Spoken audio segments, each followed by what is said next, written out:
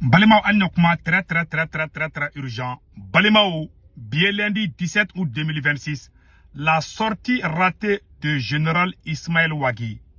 Ismaël Ouagui, n'allez Mali ministre, général Ismaël Ouagui, n'allez Mali ministre de la réconciliation. Malion abora et kumado fo, ako, comme Mali gouvernement ma fo, comme machika do accord là. Comme Mali gouvernement ma fo, comme Dougulado ngata faradia di soukan, comme Mali gouvernement mo fode. Malion, Ismaël Ouagui aya fayna, sauf flé à Boulikene flé. Ne bena prévu de Irabi. Aute Malion blog oublié, c'est fini. Anyaka conférence ya kuma baufo.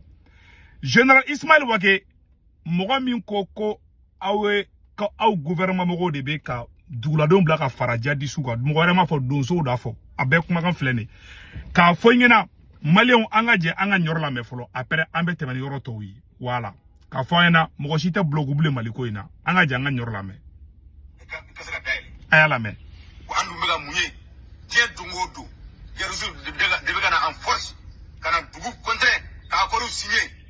Akoru mun konna na be fo ko ka e ko da tugu. Akoru mun konna na be fo Mali administration begin. Ouagui re bora ka fo Malien pays kanga so akoru numa folo. Yani Mali ka ke Mali kana ambo bulula. Voilà. Ouagui imani mere anga Ouagui yere fana kuma ka me la. Voilà. Parce que nyende kala folo Malien kan Ouagui tara fo ko gouvernement ma c'est dire aramadien quoi tché quoi. Aga na kabel ma si bloku. Mogore ma kuma info ko kuma info malla de wa donso da fa wa tché de fana du. Voilà. Anga janga Ismaël Ouagui yere kuma kana me la.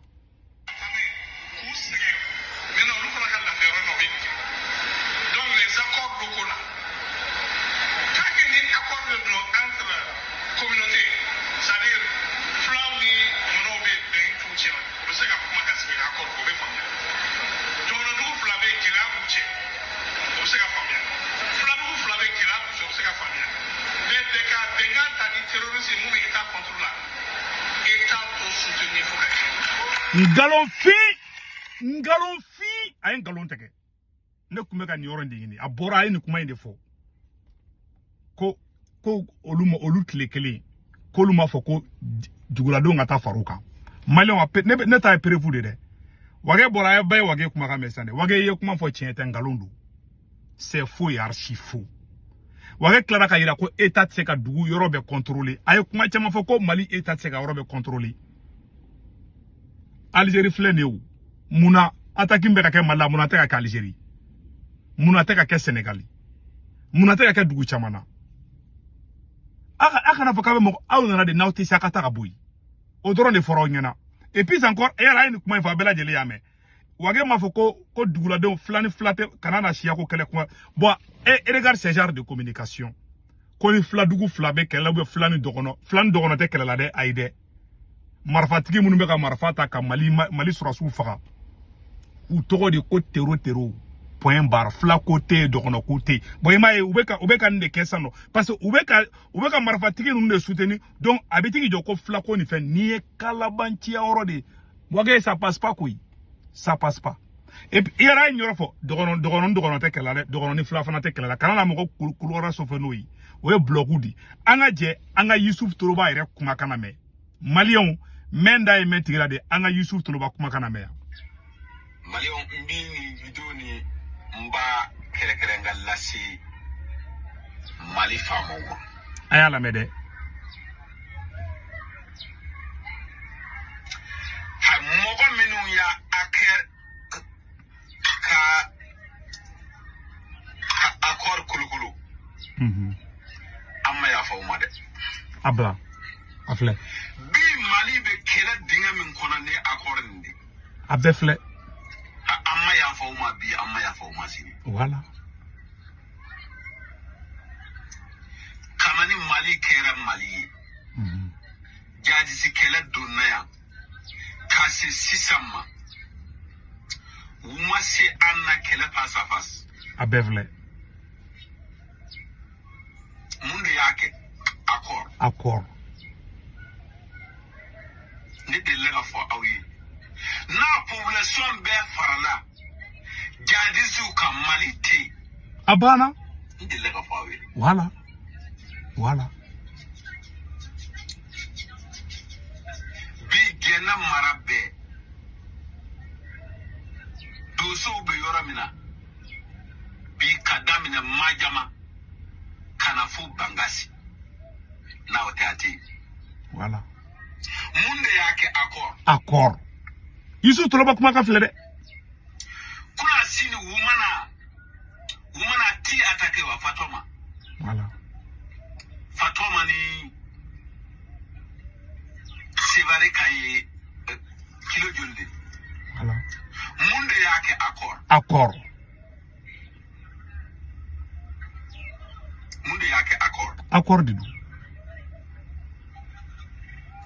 Douazabi 5 km mo di segata voilà munde ya la seuma accord Bayagarabi 5 km mo di segata munde ya la seuma accord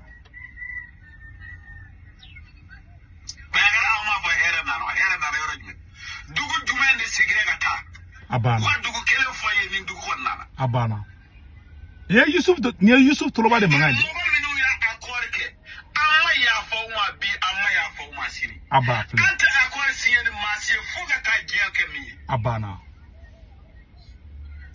Hasim na ibi mogo kabuko mogo minu be faso jamfa na ibi wulu de mine na iya accord ke la nu to ima bara foike kuma be file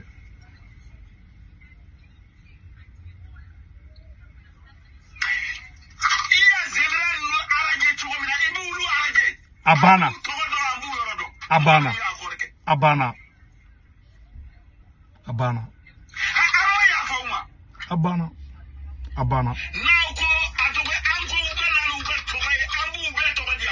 abeflene Yusuf Toloba nafo don so ko Maliga gouverneur munu be orla ni préfet ni re ba fo dugula do nyana ku ka ke e wage be ti joko état to soutenu che horonya e klende quoi e ma betikera e ma wage ni bubu be baraka nyoka bula ben kalun tegela wage ni kunte fe ka sima me bimbe yele ga men takama ka yele fi kungulo chema chela kan chufi kerefe parce que trop c'est trop quoi asika jamana chili ko fere tike katla ka be galun tege mo wi ça passe pas e wage de be bobi ko e accord côté anga nyoro fana me au de ma fo ko mo ka don benkana wa ayala me au de ma fo ko mo ka don benkana wa ayala me wage na bengara ayo de fo ko mo ka don benkana voilà l'année 1000 combien là 20 ou 21